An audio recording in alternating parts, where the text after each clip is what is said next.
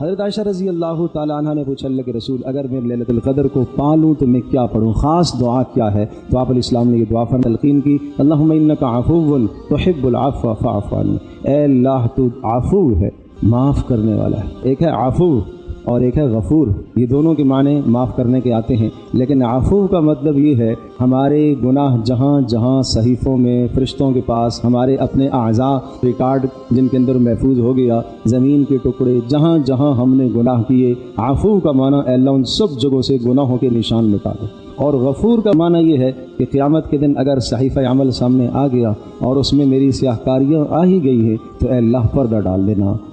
دینا۔ اور میرے عزیز دوستو بزرگوں، جب سچے دل سے توبہ کرے گا اللہ ایسا نشان مٹاتا ہے، التائب من الذنب کمن لا ذنب لہ، توبہ کرنے والا ایسا ہے جیسا کہ اس نے کبھی گناہ کیا ہی نہیں۔